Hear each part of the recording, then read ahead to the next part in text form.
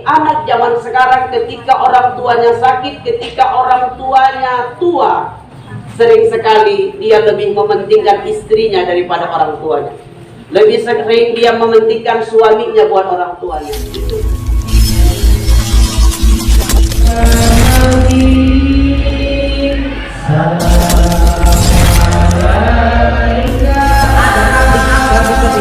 Namanya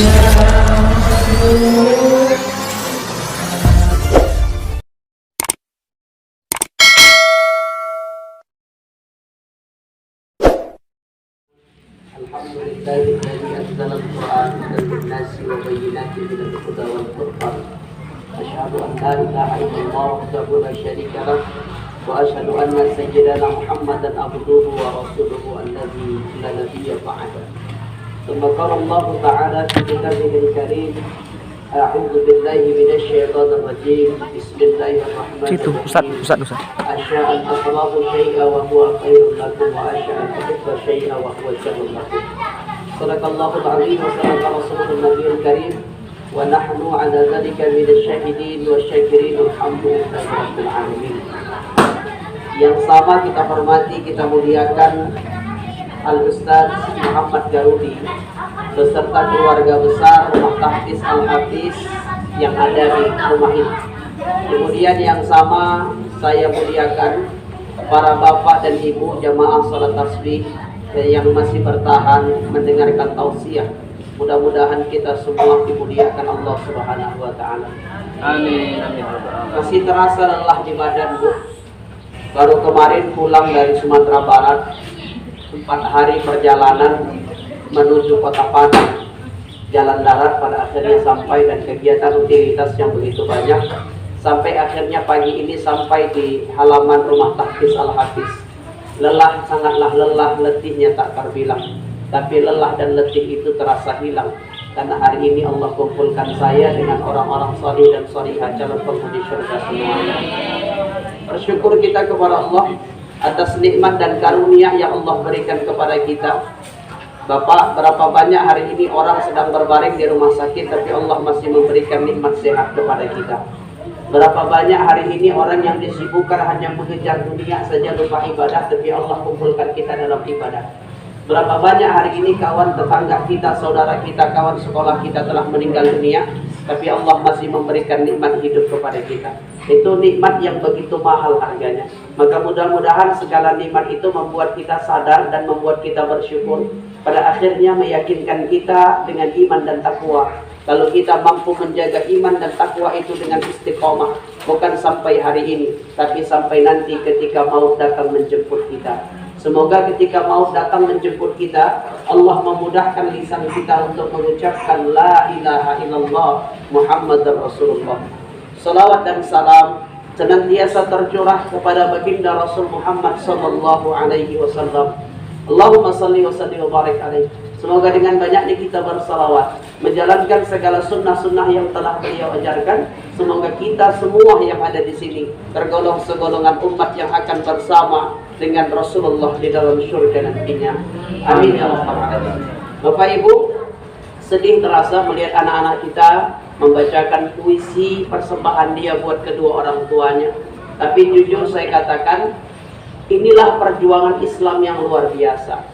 Kalau dibilang sedih ketika membacakan puisi buat ayah dan ibu, mungkin saya lebih sedih karena saya dari kecil gak punya ayah.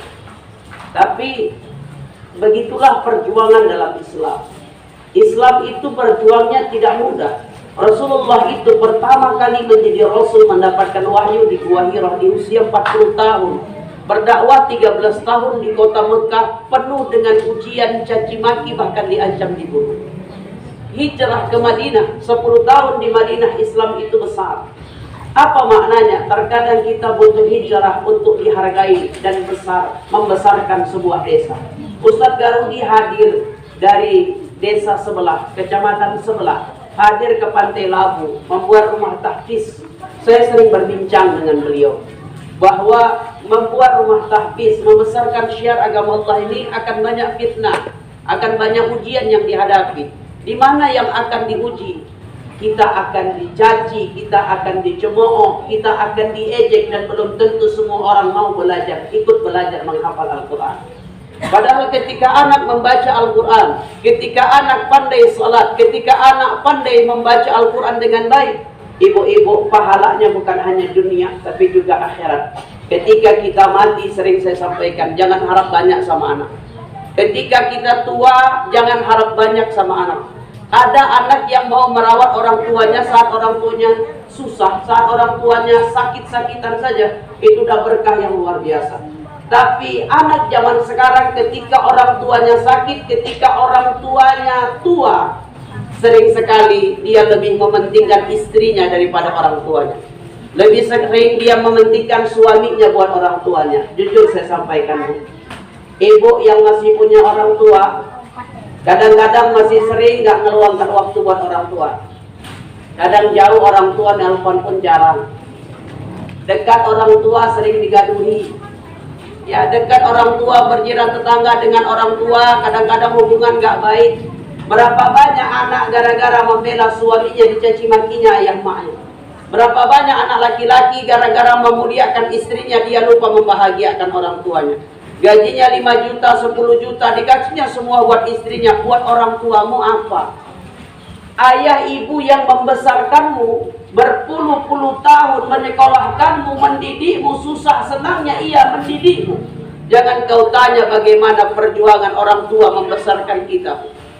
Ibu tinggal di Pantai Labu, mayoritas katanya pekerjaannya nelayan. Pergi ayah kita dulu naik sampan mencari ikan, mencari kerang. Tidak tahu dia apakah akan ada ombak yang besar. Tidak tahu dia akan banyak bahaya di lautan sana. Tapi dia lakukan, dia tetap pergi. Untuk apa? Buat kita. Agar kita anak-anaknya bisa tetap makan. Agar kita anak-anaknya bisa tetap sekolah. Bu, besar anak yang disayangnya, besar anak yang dididiknya. Berapa banyak anak yang bahagia, rumahnya besar bagaikan istana, tapi dia rela melihat orang tuanya tinggal di gubuk tua. Maka kalau ada anak yang belajar agama, bersyukurlah, dia paham bagaimana memuliakan orang tuanya. Kalau ada anak yang pintar agama, bersyukurlah, dia tahu bagaimana orang tua, bagaimana ia memuliakan orang tuanya. Saya teringat dengan kisah 2014 yang lalu. Ini kisah nyata. 2014 yang lalu, ada 2 orang adik berabang yang berkelahi di pengadilan tinggi Saudi Arabia. Abangnya bernama Haizan Al-Harbi. Haizan itu seorang laki-laki yang miskin, sederhana, hidup apa adanya. Hidupnya sangat sederhana, tapi dia sangat bahagia dalam hidup. Mengapa dia sangat bahagia? Karena dia memiliki seorang ibu yang sudah tua, dan Allah mengizinkan, Allah berikan kesempatan ia merawat ibunya yang sudah tua. Suatu hari pulang adiknya dari kota, yang sudah kaya, sudah punya mobil mewah, punya jabatan tinggi, adiknya pulang. Adiknya berkata kepada Hizan, abangnya. Apa dia katakan? Abangku, sekarang aku sudah kaya, rumahku dekat dengan kota, dekat dengan rumah sakit. Izinkan aku yang merawat ibu, supaya kalau ibu nanti sakit, ibu dekat, mau ke rumah sakit dari rumahku. Apa kata Hizan? Wahai adikku, kau memiliki segalanya. Kau punya harta, kau punya jabatan, kau punya uang yang banyak. Allah tidak titipkan itu kepadaku. Tapi aku bahagia karena Allah menitipkan ibu kepada aku untuk merawatnya seperti bagaimana ibu merawatku dulu sewaktu kecil. Jangan ambil ibu, karena ibu adalah kunci surga bagiku. Itu kata abang.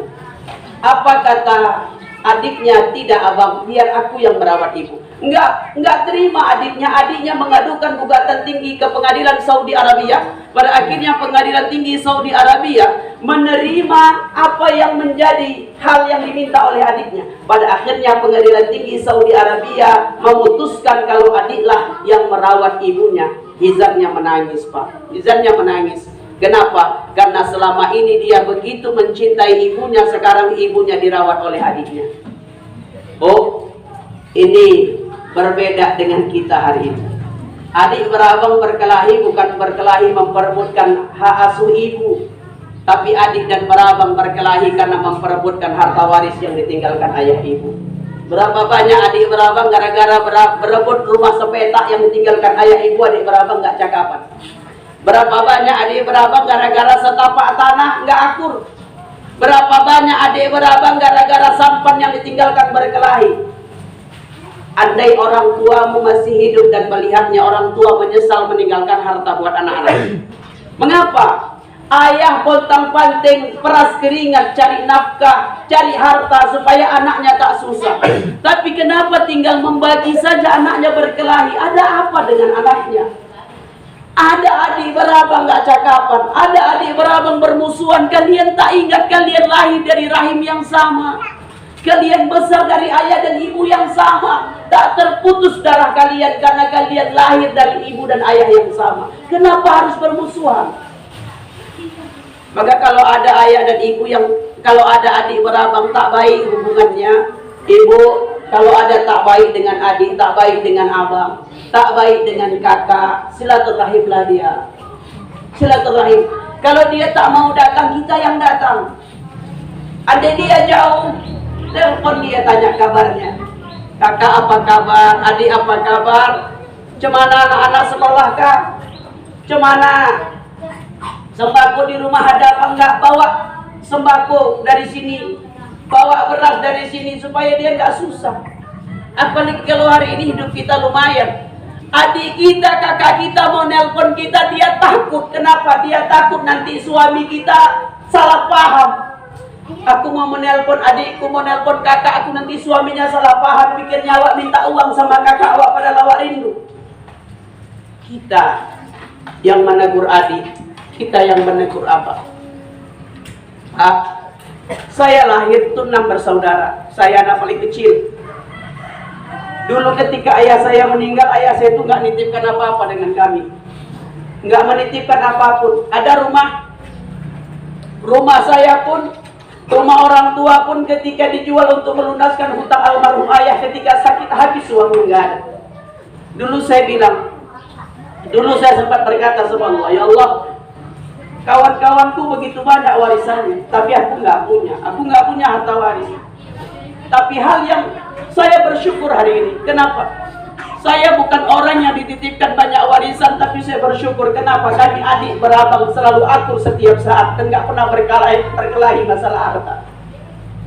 Maka jangan khawatirkan tentang rezeki, jangan takutkan masalah harta. Allah yang menjaminnya. Allah yang menjaminnya. Ibu, ketika Maryam mau melahirkan Isa alaihissalam, Maryam itu terusir karena Maryam itu wanita yang begitu suci, tapi ternyata dituduh dia berzina karena dia hamil belum menikah. Dia terusir. Lalu kemudian ketika dia hendak melahirkan, dia berada di dekat pohon kurma. Lalu kemudian dia melahirkan, wanita selemah-lemahnya posisi ketika dia baru selesai melahirkan. Lalu datang Jibril turun, dia katakan, dia Maryam, goncangkan pohon kurma ini, goncangkan pohon kurma ini. Allah akan turunkan makanan buat, bayangkan, perempuan baru selesai melahirkan disuruh menggoncang pohon kurma. Pohon kurma itu batangnya kira-kira sebesar pohon sawit. Digoncangkan wanita yang baru selesai melahirkan. Apa hebatnya? Bukan hanya kurma-kurma tua, tapi kurma muda pun berjatuhan. Begitu Allah kasih rezeki buat hamba. Kenapa kita harus berkelahi masalah harta? Kenapa kita harus ribut, bertengkar masalah harta? Harta dibawa mati, Ustaz. Iya, harta dibawa mati. Harta yang mana yang dibelanjakan di jalan Allah? Kalau yang ibu simpan di bawah tempat tidur, yang diletak di bank itu nggak dibawa mati. Dan harta yang paling berharga ketika mati itu cuma 3. Pertama, sedekahul jariyah. Sedekah yang mengalir pahalanya. Mengalir pahalanya. Apa contohnya? Ibu punya harta, bisa beli semen 1 sak, 2 sak, sumbangkan ke rumah tahfiz ini. Di rumah tahfiz ini ada kaum doa apa yang gratis saya lihat. Jadi amal jariah. Jadi amal jariah. Sumbangkan. Apa yang kita bisa berikan? Selama rumah tahfiz ini mendidik adik-adik kita untuk menghafal Al-Quran, selama itu mengalir pahala kita walaupun kita sudah meninggal dunia. Sedekahul jariyah, sedekah yang mengalir pahalanya. Lalu apalagi ilmu yang diajarkan. Bu, Kita nggak bisa ngajarkan Al-Quran. Kita nggak bisa ngajarin dakwah. Saya seorang pendakwah yang sudah hampir keliling Indonesia, bukan sebagai guru yang baik dalam berdakwah, bukan guru yang baik dalam ngajarin dakwah. Tapi di sini diajarin dakwah, di sini diajarin hafiz Al-Quran. Maka titipkan kepada orang yang memang paham mendidikmu. Kita panas Bu dengan pernyataan Menteri Agama kemarin. Apa dia bilang? Suara azan disamakan dengan gonggongan anjing. Sebegitu hinanya rupanya suara azan. Dulu saya Bu berebut berkelahi dengan kawan untuk azan di masjid ketika kelas 5 SD. Berantem pun jadi, yang penting saya azan. Tapi begitu hinanya hari ini. Di mana yang salah? Siapa yang salah? Karena kita memberikan tanggung jawab itu kepada yang salah. Lalu yang ketiga, Ibu, ini yang paling kita harapkan. Siapa itu Ustaz? Anak yang salih, yang mendoakan kita. Anak yang salih, anak yang salihah yang mendoakan kita. Ibu, pernah nggak lihat hafiz Quran RCTI? Pernah? Bulan Ramadan tuh? Ya. Pernah. Jadi dulu, Bu, ada kisah yang luar biasa tentang anak kecil namanya Umar. Anak kecil laki-laki namanya Umar. Umar ini Pak, anak orang kaya Pak. Ayahnya pebisnis, hartanya banyak. Umar bisa beli segalanya. Tapi Umar tak memiliki satu hal. Apa yang tak dimiliki Umar? Umar tak memiliki waktu yang banyak buat ayahnya. Ayahnya begitu sibuk, jarang ayahnya punya waktu buat anak-anaknya. Suatu hari Umar di sekolahnya, sekolah yang mahal ini Bu, sekolah luar biasa yang mahal. Sekolahnya bilang, besok kita akan adakan pertunjukan. Setiap anak menunjukkan kebolehannya, tapi silahkan datangkan ayah kalian, orang tua kalian untuk hadir ke sekolah. Termasuk Umar, disuruh ayahnya datang ke sekolah. Lalu kemudian Umar berkata dengan ibunya, Ibu, ayah diundang ke sekolah. Karena besok ada pentas seni, kami setiap anak menunjukkan penampilan kami. Bilanglah sama ayahku, datanglah ke sekolah walaupun hanya sejenak. Maka ibunya bilang dengan ayahnya, suamiku, besok ada pentas seni di sekolah Umar. Datanglah ke sekolah melihat Umar walaupun hanya sejenak. Apa yang dikatakan, apa yang dibilang oleh suaminya, dibilang oleh ayahnya Umar, wahai istriku, aku sibuk, banyak bisnis yang aku kerjakan, engkau saja yang mewakilinya. Apa kata ibunya? Suamiku, datanglah sejenak. Kalau perlu kau duduk paling belakang. Supaya apa? Setelah Umar menunjukkan pentas seninya, kau segera pergi, kira masalah, yang penting datang. Maka dengan berat hati itu ayahnya datang Pak. Dengan berat hati ayahnya datang.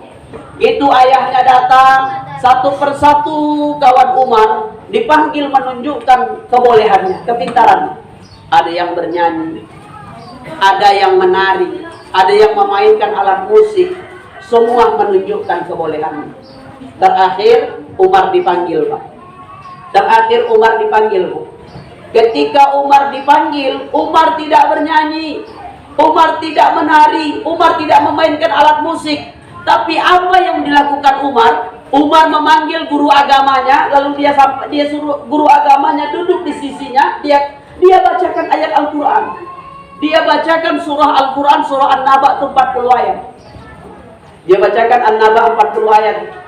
Tahu An-Naba Bu? Amma yatasaalun. Selanjutnya 40 ayat. Mendengar itu ayahnya terkejut. Lalu gurunya berkata, Umar, kawanmu memilih bernyanyi, mainkan alat musik, menari, kenapa engkau menghafalkan Al-Quran? Apa kata Umar? Pak Guru, ayahku itu orang yang begitu sibuk dengan bisnis-bisnisnya. Saking sibuknya dia gak punya waktu buatku. Jarang kami bertemu dengan ayah. Aku tahu ayah lakukan itu semua untukku, anaknya, supaya aku hidup senang di dunia ini. Maka aku hafalkan Al-Quran untuk apa? Untuk ayah. Supaya apa? Karena nanti di akhirat aku akan berkata, meminta kepada Allah dengan hafalan Quran ini. Aku minta sama Allah, ya Allah, di dunia boleh aku jarang bertemu dengan ayah, tapi jarang dengan hafalan Quran ini aku minta kepada Engkau, ya Allah, kumpulkan aku dengan ayahku dan ibuku selamanya di dalam surga. Umar, anak kelas 5 SD, anak SD berpikir bersurga bersama orang tuanya. Kita ngapal Quran dah berat tuh, dah tua. Anak-anak kita titipkan di rumah tahfiz. Anak-anak kita biarkan mereka yang menghafal Al-Quran. Bermimpilah satu hal. Apa mimpi kita? Andai pun Allah tidak memuliakan kita dengan Al-Quran, karena kita jarang dekat dengan Al-Quran, paling tidak anak kita menjadi salah satu sebab Allah masukkan kita ke dalam surga dengan anak-anak kita. Anak-anak kita memberikan mahkota kepada kita dalam surga. Anak-anak kita yang akan membahagiakan kita dalam surga. Maka didiklah anak dengan pendidikan Al-Quran. Didiklah anak dengan pendidikan agama. Karena nanti Allah akan memberikan sesuatu yang jauh lebih indah kepada kita. Mau berapapun harta yang kita berikan untuk pendidikan Al-Quran, tidak sebanding dengan balasan yang Allah berikan kepada kita nanti. Bukan hanya di dunia, tapi juga sampai nanti di surganya Allah Subhanahu wa ta'ala. Bapak Ibu yang dimuliakan Allah Subhanahu wa ta'ala, mungkin ini yang dapat saya sampaikan. Mohon maaf salah dan khilaf. Saya akhiri. Assalamualaikum warahmatullahi wabarakatuh. Waalaikumsalam.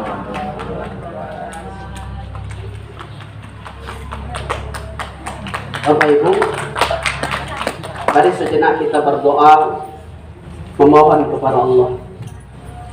Semoga Allah menggolongkan kita menjadi golongan hamba-hambanya yang senantiasa cinta kepadanya, sayang kepada Allah. Bukan hanya ketika kita susah saja, tapi kita juga cinta kepada Allah ketika kita senang.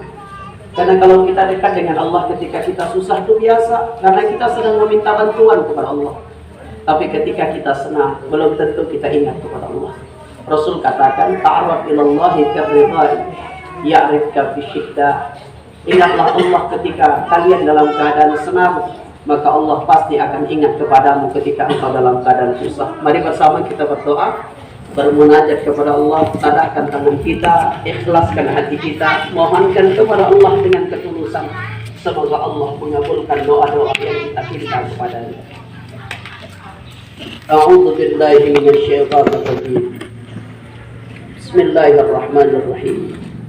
Alhamdulillahi rabbil alamin. Wassalatu wassalamu ala asrafil anbiya'i wal mursalin wa ala alihi wa ashabihi rasulillahi ajma'in. Allahumma barik lana fi Rajab wa Sya'ban wa ballighna Ramadan wa ballighna Ramadan wa ballighna Ramadan. Allahumma ya muqallibal qulub, tsabbit qulubana ala dinika wa ta'atina ilaika ya Allah ya arhamar rahimin. Ya Allah ya Rahman, jadikan kami hamba-hamba-Mu yang mencintai Engkau ya Allah, dan Engkau pun mencintai kami. Terlalu banyak nikmat yang Engkau berikan kepada kami, tapi terlalu sedikit rasa syukur kami atas nikmat-nikmat itu. Kau berikan kami 2 buah mata, agar dengan mata ini kami bisa melihat indahnya duniamu. Padahal di luar sana banyak saudara-saudara kami yang tak bisa melihat. Tapi terkadang kedua mata ini lebih sering kami gunakan untuk melihat sesuatu yang haram bagi kami memandangnya. Ya Allah, maafkan dosa lisan kami. Lisan yang Kau berikan kepada kami jarang kami gunakan untuk berzikir mengagungkan nama-Mu. Jarang lisan ini kami gunakan untuk membaca ayat-ayat-Mu. Tapi lisan ini lebih sering kami gunakan untuk mengumpat, menggunjing, memfitnah, menghibah, menceritakan aib saudara kami. Ya Allah ya Rahman, maafkan dosa kedua tangan kami. Kau berikan kami 2 buah tangan, tapi terkadang tangan ini selalu mengambil yang bukan hak kami. Tak pernah tangan ini kami gunakan untuk bersedekah. Tak pernah kami gunakan tangan ini untuk berbagi. Ya Allah, banyak harta kami, tapi terlalu cinta kami dengan harta kami. Ya Allah, ada rumah tahfiz di sekitar kami, tak pernah kami berinfak untuk membesarkannya. Ada rumah ibadah dekat rumah kami, tapi tak pernah kami sisihkan harta kami untuk membangunnya. Ya Allah, ya Allah ya Rahman, sadarkan kami bahwa harta kami yang banyak tak kami bawa mati ya Allah, kecuali yang kami belanjakan di jalan Engkau ya Allah. Ya Allah ya Rahman, maafkan dosa kedua kaki kami. Kau berikan kami dua buah kaki agar dengan kaki ini kami mudah melangkah. Tapi terkadang kaki ini jarang melangkah ke tempat ibadah, tapi sering kaki ini melangkah ke tempat maksiat, ya Allah. Ya Allah, maafkan dosa hati kami. Hati ini selalu ada sifat iri, dengki, susah melihat orang lain senang, senang melihat orang lain dalam kesusahan, ya Allah. Ya Allah ya Rahman, Engkau yang Maha Pengampun, Engkau yang Maha Pengasih. Ya Allah, kalau ada di antara kami hari ini yang sedang tak baik hubungannya dengan jiran tetangga, tak baik hubungannya dengan adik abang kami, tak baik hubungannya bahkan dengan orang tua kami, ya Allah. Ya Allah ya Rahman, berikan kesempatan ya Allah dan kemudahan kepada kami untuk memperbaiki silaturahim ini, ya Allah. Ya Allah ya Rahman, kalau ada di antara kami ya Allah yang sedang sakit, sehatkan kami ya Allah. Angkat penyakit kami ya Allah. Kami tahu semua itu mudah bagi Engkau ya Allah. Andai Engkau tak sehatkan kami, jadikan kami orang-orang yang sabar dengan penyakit itu, yang dengan sabar itu menjadi salah satu sebab Kau akan gugurkan dosa-dosa kami dari tubuh kami. Ya Allah ya Rahman, kalau hari ini ekonomi kami sedang sulit, mudahkan ya Allah. Kalau rezeki kami sedang sulit, banyakkan ya Allah. Dan nanti ya Allah, ketika banyak dan baik rezeki itu ya Allah, sadarkan kami agar senantiasa beribadah kepada-Mu ya Allah. Sadarkan kami agar menyisihkan rezeki itu untuk membesarkan agama-Mu ini ya Allah. Ya Allah ya Rahman, kalau hari ini kami ini sedang sehat, kami sedang senang, kami sedang kaya ya Allah, tapi kami jauh dari Engkau ya Allah, dekatkan ya Allah. Dekatkan ya Allah dan istiqamahkan sampai nanti ketika kami meninggalkan dunia ini. Ketika waktu itu tiba, mudahkan lisan kami mengucapkan la ilaha illallah Muhammad Rasulullah. Tak ada lagi kesombongan, karena tubuh kami yang biasa dibalut baju yang mahal kini dibalut kain kafan. Tak ada lagi kesombongan karena kami dulu memiliki rumah yang besar, tapi tempat kembali kami hanya liang lahat yang kecil. Tak ada lagi kesombongan ya Allah, karena kami hanya sebujur bangkai yang tak berguna dan segera ditanam. Ya Allah, waktu itu pasti tiba, waktu itu pasti datang ya Allah. Ya Allah ya Allah, hanya 3 yang kami amalkan. Ilmu yang baik yang kami ajarkan ya Allah. Ani tak ada ilmu yang baik yang kami ajarkan ya Allah. Mudah-mudahan ada sedekah yang mengalir pahalanya ya Allah, agar kami tak merasa gelap dalam liang lahat yang tak ada seorang pun teman di sisi kami. Andai itu pun tak ada ya Allah, jadikan anak-anak kami anak-anak yang salih, yang mendoakan kami ya Allah. Anak-anak yang salih, yang memohonkan ampunan buat kami ya Allah. Yang ketika kami mati, mereka berlomba untuk mendoakan kami, bukan berlomba berkelahi memperebutkan harta waris yang kami tinggalkan. Ya Allah, terlalu hina diri kami untuk sombong di hadapan manusia, apalagi sombong di hadapan Engkau ya Allah. Terlalu hina diri kami ya Allah dengan segala kemewahan yang Engkau berikan, tapi kami lupa bersyukur dengan nikmat itu. Bimbing kami ya Allah menjadi orang yang baik. Bimbing kami ya Allah menjadi orang yang cinta kepada-Mu ya Allah. Ya Allah ya Allah, terima kasih atas segala nikmat yang Kau berikan kepada kami, terutama nikmat umur.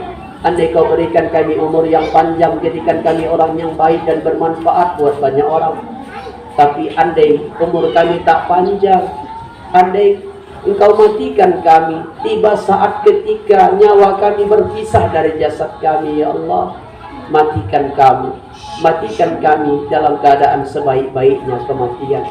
Allahumma Rabbana atina fid dunya hasanah wa fil akhirati hasanah wa qina azabannar. Allahumma tin lana ya Allah bi husnil khatimah wa la takhtim alaina ya Rahman bi su'il khatimah. Wa sallallahu ala sayyidina Muhammad wa ala alihi wa ashabihi rasulillahi ajma'in. Walhamdulillahi rabbil alamin. Taqabbalallahu minkum.